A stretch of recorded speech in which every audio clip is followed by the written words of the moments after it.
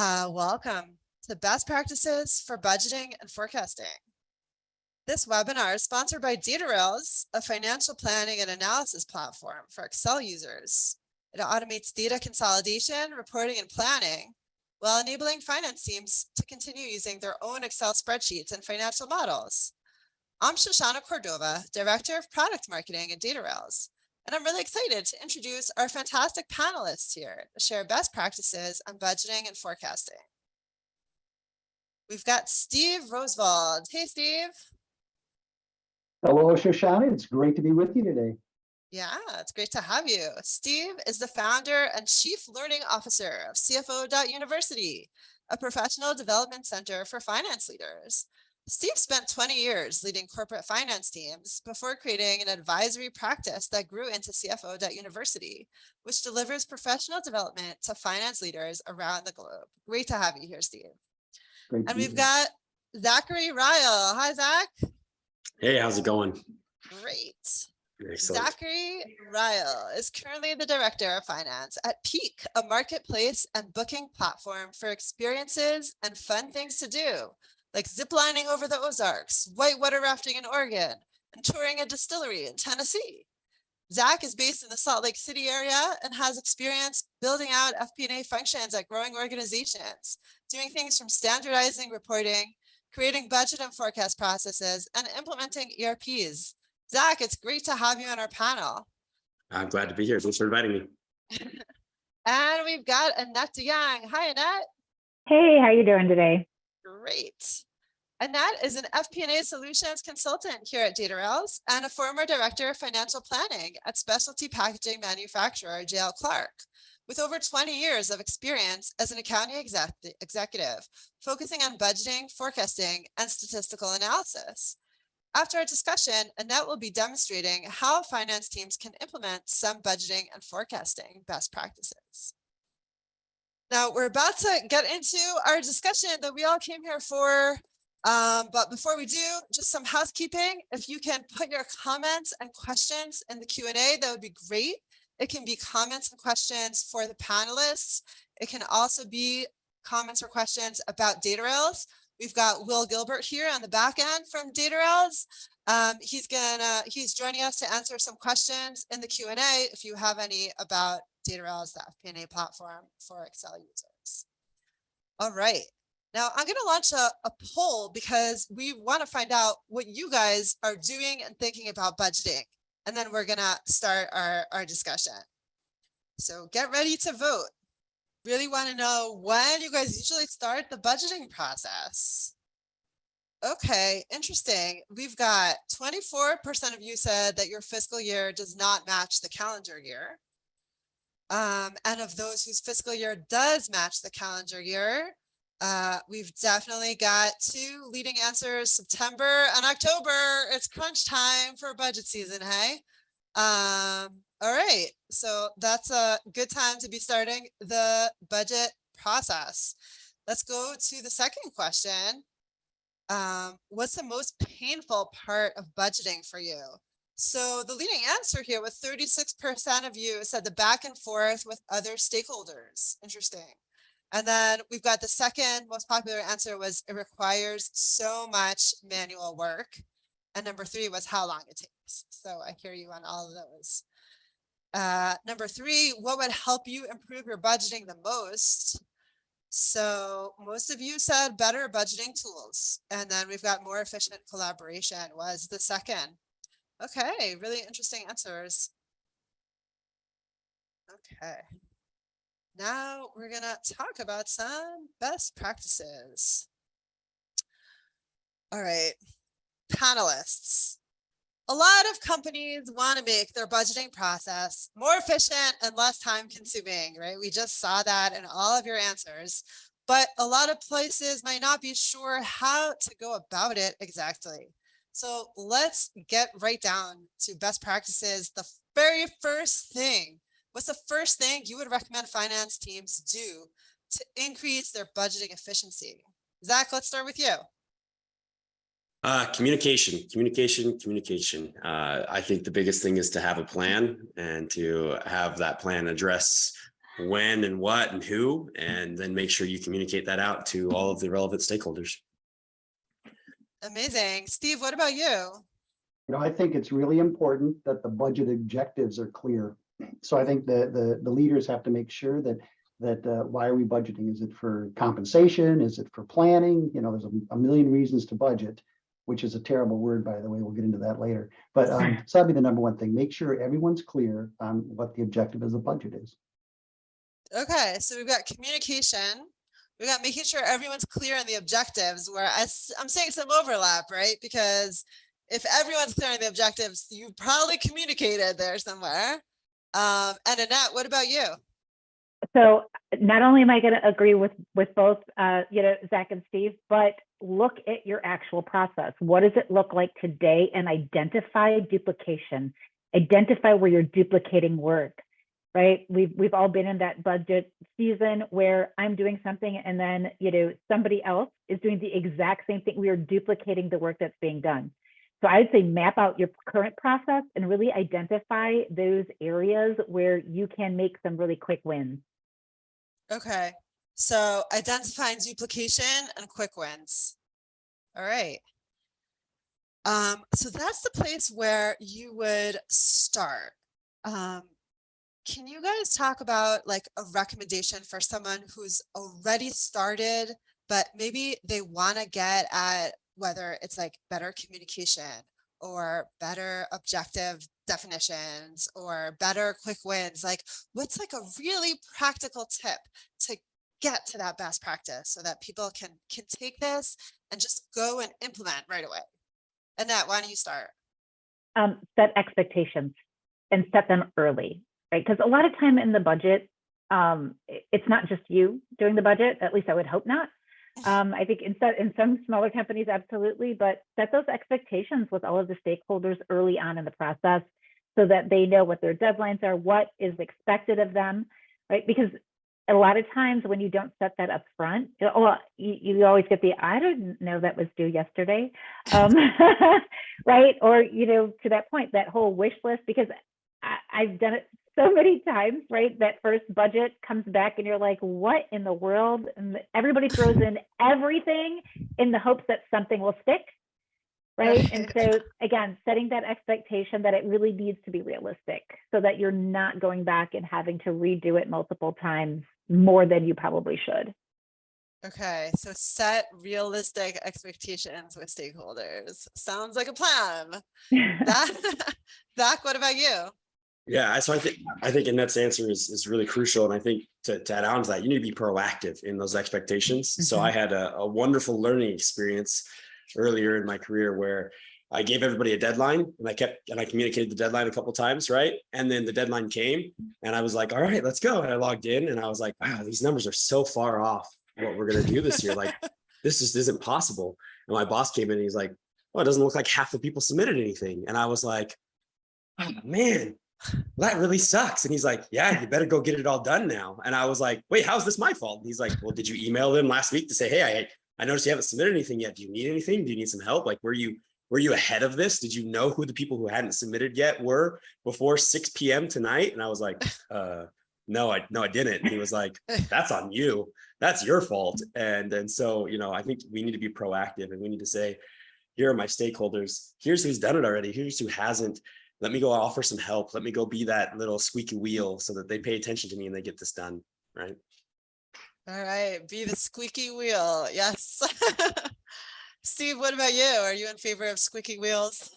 Yeah, I think both Annette and Zach have made some really good points, but I'd also say there's a mindset issue, and that goes back to the, what's our objective? So, the planning and the budget has kind of got to, it's kind of a swear word in a lot of places, right? Nobody looks forward to the budget, but if we think of it as a plan or a map, so there's a mindset issue, I think, that we have to kind of get away from that says, hey, this is a map of our business, and we may call it a budget, which everyone hates.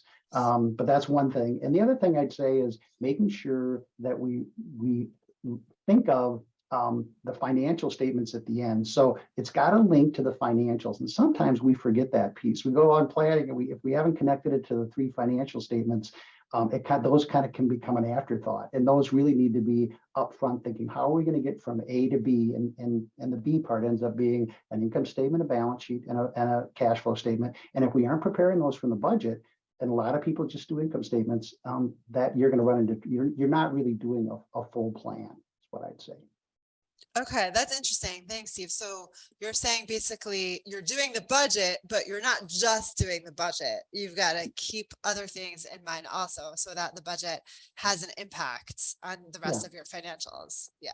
That was actually really great, Steve. And to that, I mean, how many times have we gone through a budget and everybody's like, well, I have to do it, right? It's a necessary evil, but nobody actually likes doing it. And I think if they understood, not necessarily the importance, but to your point, what is the goal, right? Maybe they'd be a little bit more being, to actually give their input, right? Making sure that their collaboration is key, and they understand that we need your input, right? Your leadership in this process.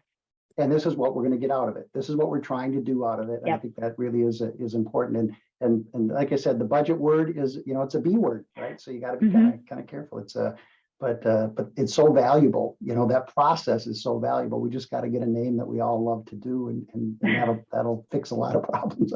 Yeah. So, it's funny. We keep saying that budget is a scary swear word, and I think most often it is, right? But here I'm in a startup now, and this is my first time really being in a true startup, and we've never had departmental budgets. And so I told everybody, hey, we're going to do budget season this year. We're going to have departmental budgets. And I got a round of applause. And I was like, whoa, what world have I transported to? What's going on here, right? People are so eager to have hey, I want visibility. I want this. So I think, it's understanding, part of it's understanding your audience and making sure that, they know that there's value to be gotten out of it. Now, I expect that 2 years from now, I probably won't get a round of applause when I say it's budget season again. But, at least this year, everybody's really excited about that. But then you'll be calling it our business visibility plan instead of a budget. That's right. We'll just rebrand it every year and do a new kickoff party, right? That sounds amazing. I'm all for rounds of applause. And talking about doing departmental budgets, what's the best way that you recommend? Is it top down, bottom up, a combination? What about zero-based budgeting? What do you guys recommend as best practice for type of budget? Zach, why don't we start with you? Sure. I think it depends on the different elements.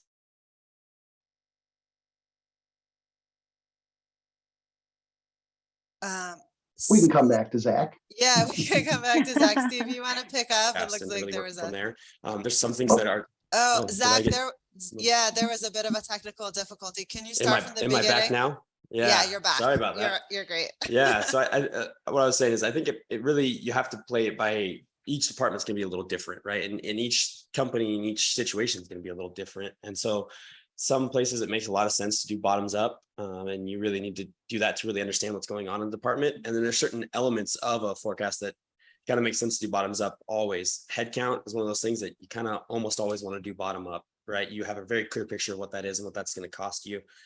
And then other things, you kind of have to push it top down, right? And so revenue often can be something that you start to push from the top down, or you have a revenue target that you're working towards, and you then go use some of the bottoms up elements to meet halfway there. But yeah, I think you have to understand where your business is at, where each department is at, and then pick the method that makes the most sense to give you the right amount of visibility with the least amount of pain. The right amount of visibility with the least amount of pain. I think we all want the least amount of pain, right? Sure do. Steve, do you have any anything where you want to maybe give a more specific, how does someone know if they're maybe new to the finance team at their company? How do they get a sense of, for this I need bottoms up, for this I need top down? I look at it a little bit differently. I think that the budget process is meant to help people understand the strategy, link the next steps of let's call it an annual cycle to the strategy, understand the resources that we need to create the revenues and expenses. So kind of a bigger picture, hopefully, to understand where the company's going. So that's that whole process, the B process. I look at it to help that along. And so when it comes to bottoms up or top down, like zero-based budgeting, if in a startup, I can see maybe that's that's kind of what you're doing anyway. But you've got all this background, we have all this learning, all these smart people, and to throw everything out and say, I'm going to start with a zero-based budget just because it's going to make everyone's life miserable. That doesn't make a lot of sense to me, right? So I'm not a big, bottom-up person. When it comes to top-down, again, I think we've learned our way. If we're good executives, we understand the next steps and can help people in that way. So whether you go bottom up, top down, how you activity-based, budgeting or zero-based budgeting, whatever, it's more the process that you're going through, giving people the strategy. They know what steps to take. They understand, how their resource allocation generates revenues and creates costs and can put all that together. So less so about the process in this case than kind of understanding the main objectives for me, which is getting people to understand how the business runs. Okay, sounds good. And now Annette is gonna show us a little bit about how to implement some of those best practices for budgeting in an actual budgeting tool, the Datarails budgeting tool. It's going to be a couple of minutes. She's going to show us how to actually do that best practice. And then afterwards, we're going to talk about forecasting. Yeah, thanks, Shoshana. And I actually wanted to add on to what Zach and Steve said about, right, what's the best practice that way. And I think we focus a lot on the beginning and the process, but never post-budget, right? Post-budget is just as important, especially when it comes to communication, as actually setting up that initial budget or, coming into a new company and continuing. And just having that feedback post-budget, what went right, what went wrong, what do we need to change for the next cycle, right? And having collaborators, having that feedback of what did you find most easy, what did you find most difficult, and then how do we make it better for the next year will also help with getting, right, that round of applause that nobody ever gets when you mention that it's budget season, apparently except for Zach. But yeah, just that kind of, that postmortem after the budget, get that feedback from the stakeholders during that process. I think that's super important. Yes. Okay. Postmortem. Don't just hold your breath until budget season is over. Also analyze it afterwards. Absolutely. Okay. All right. Annette. I'm going to share my screen. Let's see here. You would think I know how to do this. I do this all day long, right? So, absolutely. So this is the online environment, right, for Datarails. And I always like to say that Datarails is like a 3-step process. I call it the 3S. It's source, it's structure, and it's story, right? Sourcing your data, bringing it in, and then, of course, structuring that data in the environment, and then being able to tell your story. That's not just for budget and forecasting, but for reporting, et cetera. And so what we do have is something called workflows. And I thought it was interesting too, during the poll, like 36% said that it was that back and forth with stakeholders was the main pain point. And then the manual work was 28%. So, I mean, between those two, we're talking over half, right? Those are the two top issues that they find. And then what they want to use is obviously was improved tools, like using something like Datarails and collaboration. Again, that 49-28, almost 2/3 of the audience said those were kind of what they're looking for. And so I think we can touch on, number one, all 4 of those top choices in the first poll with a workflow for budgeting. So budgets can be really anything, right? We can have one big massive budget that covers everything, or we can break it up into manageable chunks, which is what I prefer to do. You can have your OpEx separate from your revenue, separate from your headcount, right? Separate from your capital. And then in the end, you bring it all together. So we can set up different workflows specifically for each one of those, or again, have one big workflow for, for the entire company. But we can also set up, think of it like task management, right? These are the steps starting from the beginning, which is your source data. Because a lot of times, unless you're doing zero base, right, you bringing in some type of history, whether it's a rolling 12, maybe it's your, depending, I think, what did we say was the number one? Was it September or October was for starting your budget? Yeah, I think September and So- October are pretty close. Yeah. So maybe we're bringing in like 9 months of actual, and then we're bringing in the next 3 months of our forecast, right? So this is like our baseline, if you think of it that way. And then we've got, right, our master templates. And because we allow you to continue to work in Excel, whatever those templates look like today, you can continue to use. But now you don't have to create a single one for every one of your stakeholders. We can bring in that master, and then we would split it out amongst all of the different collaborators. And of course, you know, assigning those collaborators was my favorite part of this budget process. I had 48 different department budgets. And I tell you, trying to create 48 specific to the data that they were allowed to see took almost as long as the budget process. So Yeah, again, sounds like a with- lot of pain. I know. And again, with Datarails, it was so nice because it's permissions based. I set their permissions. I could actually just assign this master template to everybody, and they would only see what they're allowed to see. So that was a game changer for me, a couple clicks of a button. And Datarails emails them. I didn't even have to email them. I had to do all that prep work. Hey, by the way, in 4 weeks, in 3 weeks, in 2 weeks, we're going to start the budget process. Expect to see this coming through.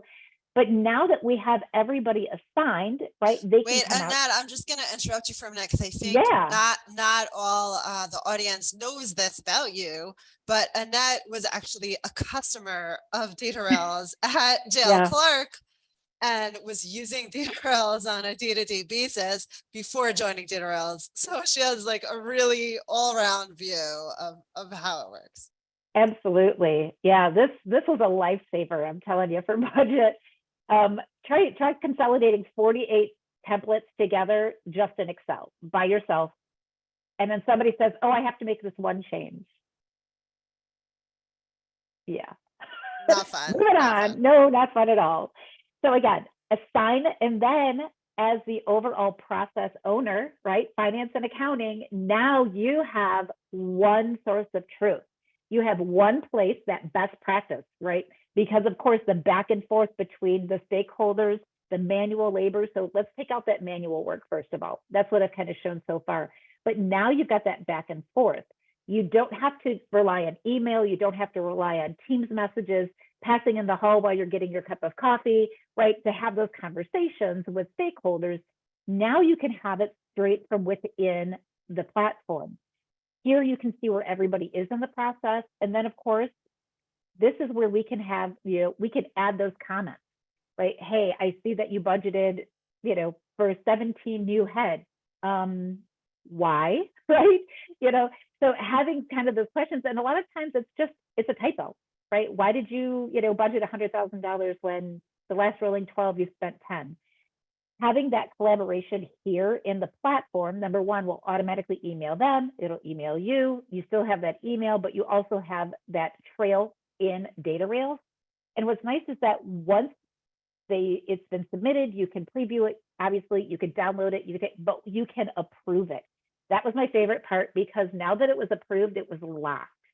That meant that they could no longer make changes. They could not submit anything to the platform. So what I approved was actually, I knew that was getting rolled up into the budget, because I couldn't tell you how many times I got, well, I sent you that email last night. And I'm like, no, you didn't. Oh, well, let me send it to you now. I'm like, dang it, right? So of course, you can approve it, lock it in place, and now let Datarails do that consolidation, because of course, all of those inputs, we database them. They become part of your unified database with what I would call a tag as budget rather than actuals or forecasts. And you can have separate approval processes. So usually it was their supervisors had to approve it first, and then it came to finance, and then I had ultimate approval after. But what's nice is that now we can actually take all of those inputs, those database inputs, and it will flow through to your output, whatever that looks like. And it doesn't have to match that template that you opened up, right? That you gave to your stakeholders. It can be in any format, in any report. So for us, that could be the P&L, the cash flow, the balance sheet, right? All of those inputs get to flow out into your Excel models, your PowerPoint, or even a dashboard. So yeah, having just a workflow for budget to keep everything succinct and in place. And then, of course, as again, you, the process owner, you have one source of truth. You don't have to use multiple platforms to really figure out where everybody is. Oh, and here, by the way, is where I don't know who's ever had 102 days to finish a budget, but you can set deadlines. That's another important thing.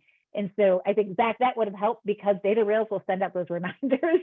Hey, it's getting close. Where you at, right? So yeah, let us help you, automate that budget process.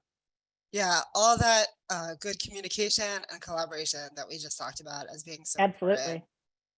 Awesome. Thanks, Annette. Mhm. Okay. I'm going to launch another poll as we talk about forecasting, to see what you guys are doing in forecasting. And then we're going to talk about best practices for that. Get ready to vote. Okay, the poll is up on your screen. We want to hear about how you would describe your current forecasting process. Are you forecasting at all? You want to, but you haven't started yet? And if not, then why not?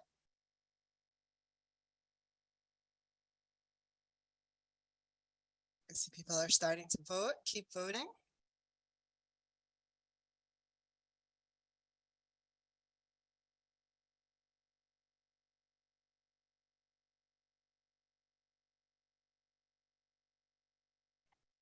I see quarterly and monthly are going head to head, but there is a leader.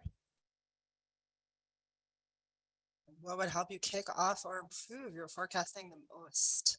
I'm seeing a leader so far there too. Keep voting. And which financials do you look at in your forecasting? That one you can choose more than one. All of the above.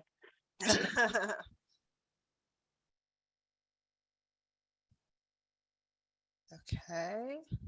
70% of you have participated so far, so keep voting, and I'll leave it open for a few more seconds.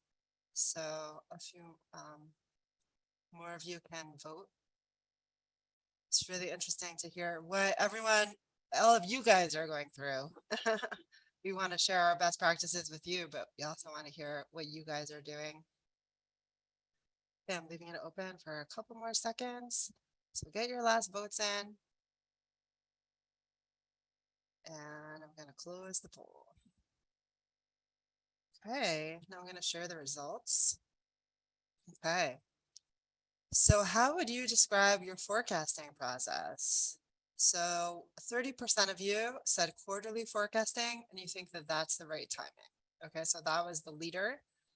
Then we've got 21% said monthly forecasting, and we think that's the right timing. Then a close third are people who want to forecast but haven't started yet. So hopefully some of the tips here will help you get started for 2023.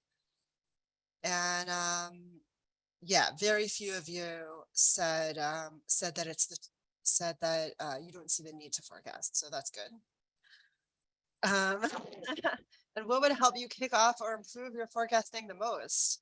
So 52% of you said better forecasting tools. Okay, so we can definitely help you with that.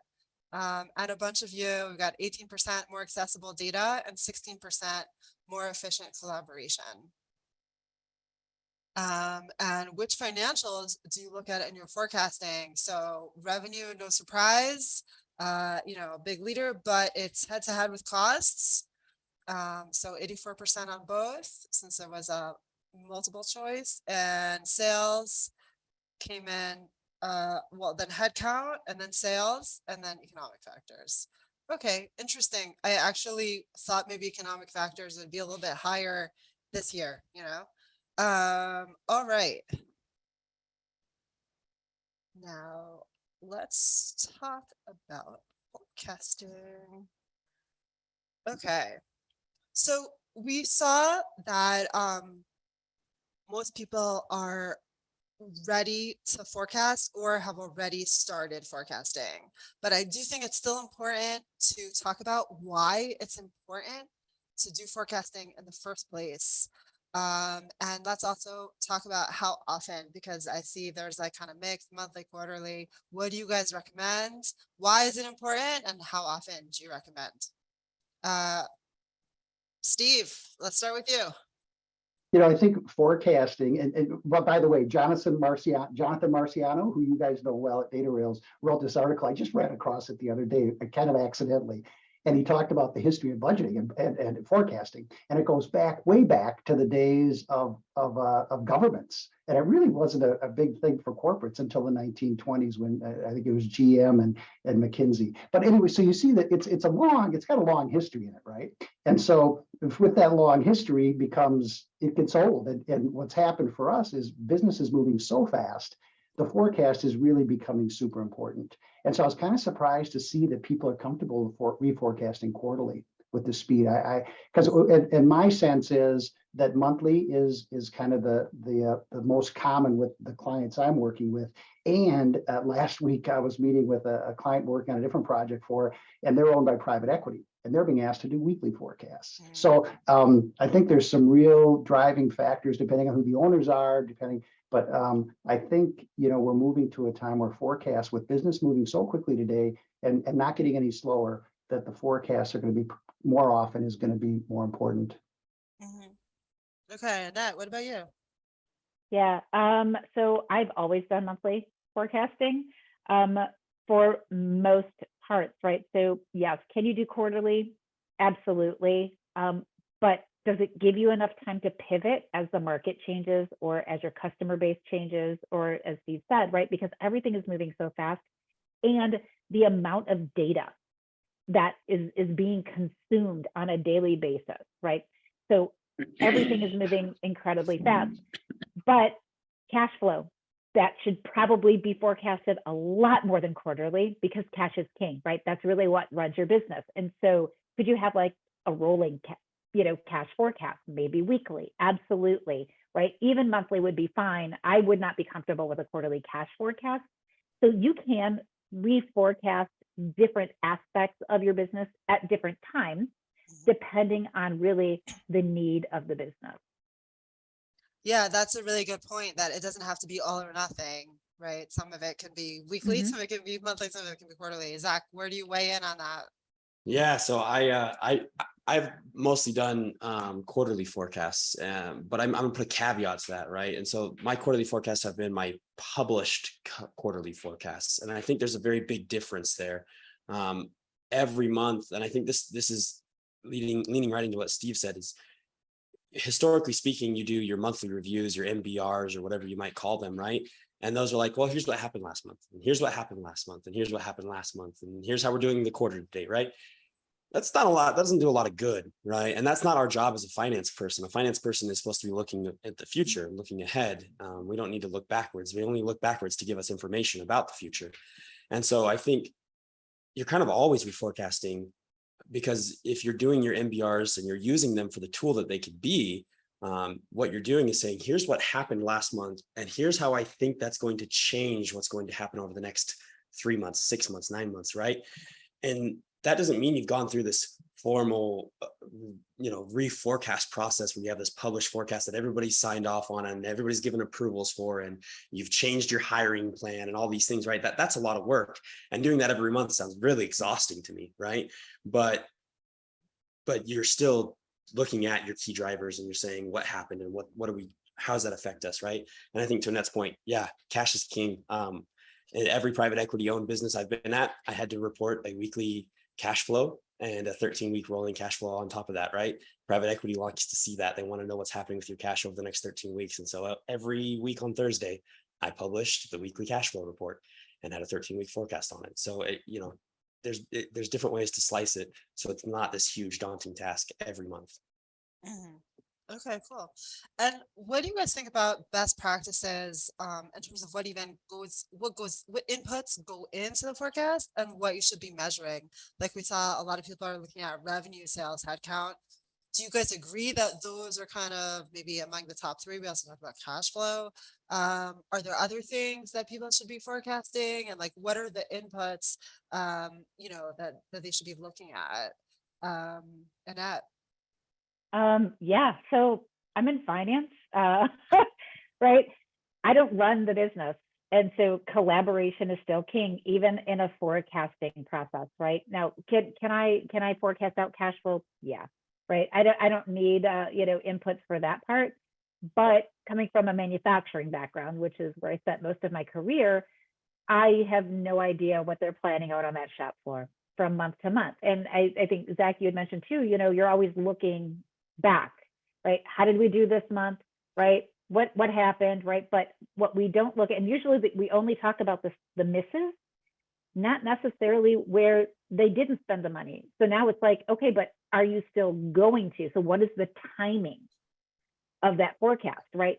And so they're the ones that have that intimate knowledge of if they're managing, right, their sector of the business, they're the ones that have that knowledge. So still using a workflow, kind of like what I showed during that budget workflow for the forecast to give them their inputs of, yeah, you know what, we were very good, we need to accrue this for next month, or we need to accrue this to go out, right? Having that collaboration, even, within a system like this, is going to be key to keeping those forecasts going, because they have access to that, right, at all times. Instead of just at month-end close, just reviewing what the history, but not necessarily talking about going forward, right, looking forward. And so having something live like that in the system where they can go, oh, you know what, we're not going to do it this month, we're going to push this out, let me add this to the next forecast, so that you don't have to go, it shouldn't have to be something daunting. If you've got the right stakeholders that are really on top of their business and holding them accountable, this is your forecast. This is not finances, this is your forecast, right? You are the decision maker, and so I think just letting them know that you're the business leader, right? This is your forecast. How do you want us to put this together for you? Right? Not necessarily at you. Mm-hmm. Okay. So you're saying it's not necessarily on finance to decide what we should even be forecasting. And it goes back to what we said about budgeting as well. Collaboration. Right, Zach? Always. And also what Steve was saying about the bigger picture, like it doesn't just have to be the B word or the F word, the forecasting F word, obviously. But like how does that tie in to the bigger picture of like, let's make the stakeholders the real owners? Yeah. So Steve, what do you say about that? Or do you agree with what Annette's saying, or do you also Yeah, I have think in maybe that we want guidelines? ownership from the executive team. Sure, they should all have ownership, no doubt. And so using their feedback on that's important. But it becomes a little simpler to me in many ways, that it's always about the price, the quantity, right? It's about how much it costs, is about the administrative cost to run the business. So if you just take the P&L side, that's what you're driving at. And anything that significantly changes volume, price, cost of product, or that needs to be considered in the forecast. And then the resources. So you turn to the balance sheet and say, what does it take to do that? So I have a big inventory bill because something changed. And so now I have a working capital change. That's got to flow through the balance sheet too. And I really emphasize that it needs to look at the resources that it takes to create that P&L, and even long term. So now you're getting into the point, well, we have to invest in plant and equipment or whatever it is long term to create long term cash flow streams, and that needs to be considered as well. And maybe not so much in the forecast, certainly in the budget, but as those things, you just look at the components that we've all grown up as financial leaders and think, okay, what components make up our business, and making sure that we're kind of giving that framework to our constituents and our stakeholders to give us the right feedback to produce that. Great. And Zach, where do you think economic and industry level benchmarks and changes fit into that, especially in more uncertain times? Yeah, so I think that's a great question, and I'm going to answer it kind of with maybe an anecdote a little bit, right? So I heard a long time ago, no forecast is correct, but some are useful, right? And so there's a lot of things out there that we can't control, there's a lot of things we just can't control, and we're going to get some things wrong, right? And I think we, especially as you're coming up through the ranks in finance as an analyst, you're focused so much on getting everything right. Like your boss is like, does this tie out? Does this foot? Are you confident in it? Is it perfect, right? And then as we get a little more senior in our experience, we start to realize nothing's right, nothing's perfect, right? We're doing our best. And so I think what we have to do is we have to realize, and we have to build a forecast that we can look at and say, what drove this forecast? And if I beat it, what caused me to beat it? And if I missed, what caused me to miss, right? And really having that driver-based model, because things are going to happen. COVID-19 is going to happen, right? And COVID-19 is going to say, I can't go out and visit customers anymore, which means I can't get new business. And if you can point at your forecast and say, hey, I missed forecast because I only closed 20 deals and I forecasted to close 80 deals, and that was the only thing that made me miss my forecast. Well, now you have actionable information. Now you have useful information that you can use to make better decisions, to make a better forecast, and so on and so forth. Right, which goes back to Annette's point about post-mortem. Don't just leave the body, like go back and analyze it, right? Absolutely. Yeah, okay. And now Annette is gonna talk about show us how to implement some of those best practices for forecasting in Datarails. And then we're gonna have a Q&A at the end. Yeah, and I think headcount planning is something that continues to change. We've got attrition, we have, retirements, we've got new hires as the business changes. And so this is something that headcount planning should probably be done on a regular basis, right? Just like cash flows and anything else. So again, just utilizing workflows, and we're all working in Excel today anyways, but this is just like an example of how we can use, again, that collaboration in a planning module, right? In a forecasting way. And again, always starting with baseline data. Maybe this is your current, right, employee, register. This is everybody who currently works for me today, but we know we've got some changes. So this is for planning, but it can also be for budgeting also. And I'll tell you why. And then of course, right, we call this account level mapping. So we want salaries to go to salary, people to go to salaries, right? Maybe if you have hourly, it needs to go to a completely different, line on the P&L. But then of course, we need to apply assumptions. So maybe our medical, especially for those who don't do, they're not a calendar month, if you will. Middle of the year, we know that, our medical is going to go up 10% and our dental is going to go up 8%. Oh, and by the way, if you live in the state of Illinois, the income tax changed like 14 times in the last 7 years, right? So again, any kind of those changes that are coming that don't currently exist in your data today, like an employee roster, right? You've got as of today, think of it like a balance sheet, right? As of tomorrow, it's completely different.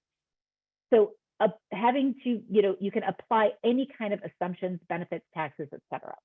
And then of course, we can now plan for retirement, plan for new hires, plan for interns, right? And you can plan for this by month, right? It doesn't have to be an annual, right? Everybody's, 12 months. Lots of different ways to plan for headcount. We knew that between, I think it was June and September, we always had interns, right? And so those departments planned for their interns, and we always knew it was only 40 hours, so you can get super granular as to how you want to forecast something like headcount, right? By department, these people are retiring, these are our new hires. Is there overlap? Is there not overlap? Are we getting rid of this position and we're creating something new? And then we can run different models. Again, benefits, compensation, think of it as like different scenarios, right? Well, if we gave everybody a 3% raise, right? If we gave everybody a 5%, like what does that do to the bottom line? What does that look like in our overall model? Because I don't remember if it was Zach or Steve, it was probably both of you, right? That said, it's you start with the revenues and you go down, but then you've got like the head count, that's something that we already know. And what is the cost of that? Because that will ultimately affect, right, that bottom line. And so we can run different scenarios, different allocations, things like that. And then of course, bringing it all together, because in Datarails, obviously we're going to database all of those inputs, not just, right, the actuals, the history, but anything planning going forward, just like we would in the budget process. And then of course, all of those different outputs. They can be Excel, PowerPoint, dashboards, whatever that is. And so, of course, now we can see what this looks like. And actually, if I was to go to a dashboard, and we do have a headcount dashboard that we do have in here for headcount planning, this is where we can obviously see, like, what does that look like visually? But even more than that, we have another one that gives us the ability to really play with the data, right? This is our FTEs, our salaries. And then I'm just going to blow this one up so everybody can see it full screen. And what we have here is really, we've got, different scenarios based off of different departments. And maybe this is, right, their wages. So remember I said, apparently we really like R&D. They're getting 25%. Well, I don't like R&D that much. I'm going to drop that down to 15. And so this is where your managers can play with models like this. And of course, now Datarails is recalculating that and spitting out a new number. You're going to see a quick, how does that affect my bottom line? So having that ability to have a simple model like this, like even in a dashboard, you don't have to use Excel, you don't have to use, fancy tools. Something as simple as this, just to see what that outcome is going to look like, will be, very useful for that planning stage, because especially if you're doing it on a monthly basis. Okay, thanks for that, Annette. Now we've got time for one or two questions. So this question was specifically about Datarails, but you guys can answer about, any kind of FP&A tool that you've used. Josh Jeffries is asking, how do you overcome the challenges of user adoption when you move to start using a new tool? Annette, you want to start? Oh, adoption. Yeah. I think I know change is hard. People fear change. This isn't the way that I've always done. This isn't the way we've done it for the last 17 years. I've heard that before, right? Or it's, I remember this report finance used to give me back in 1983. And I'm like, wait, what? Right? And that is an actual quote, by the way, from my VP of Ops at one of my companies. And I'm like, people fear change. So I think breaking it down, that number one, this is going to help them manage their sector of the business. That's number one. Number two, because for us in Datarails, it's still Excel based, right? The models that they've always used, the reports that they've always used, they get to continue to use. So that time to knowledge is going to be minimal. And we do offer, obviously, like with the drill downs and things like that in reporting, we offer favorites that finance can build for those stakeholders, which is what I did for my managers. And I just taught them to start with, here's how you dig into your data. Just click here, and these are all of your answers. And if you need something else, let me know, right? But let them play around in it. Obviously you make them viewer only so they can't break it, but right. But change management is really, really hard, especially when you have an older, and no offense, I've been doing it I started with Lotus 1, 2, 3, if that tells you anything. But change management is hard, especially if you've been doing the same job for years and years and years. And now you're coming to tell me now I have to do something different. What's in it for me? I think that's probably the biggest question and the most useful. What's in it for me that I have to change the way that I'm doing what I do every day? And if you can, I always joke, I'm like, if you can make it seem like it's their idea, you're going to get more buy-in, right? But to that point, tell them what's in it for them. What is the benefit? Yes, it's definitely a benefit for me because I don't have to chase you down. I don't have to, rely on, all of these different forms of communication.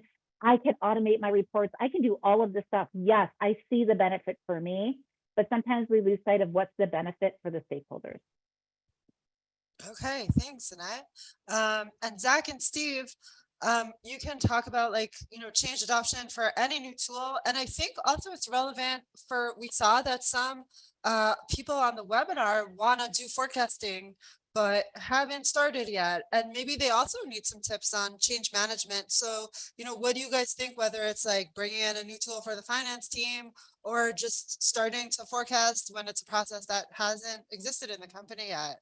Zach? Well, I think this area has such a bad reputation, the budget side of things, not as much forecasting, and it's so important to businesses. I think your salespeople and salespeople in FP&A tools in general should have one of the easiest jobs in the world, right? I mean, I'm just going to say, I mean, people need to be looking at this. People can't survive without having these tools available, and Excel isn't going to work. So, and that's not a Datarails pitch, although it might sound like that. It's more of the FP&A world needs this big time, and whether it's who delivers, it's going to be the interesting part. But I think from a it doesn't take very long to show a user, here's what you're going to get with these tools, where they're going to go, really?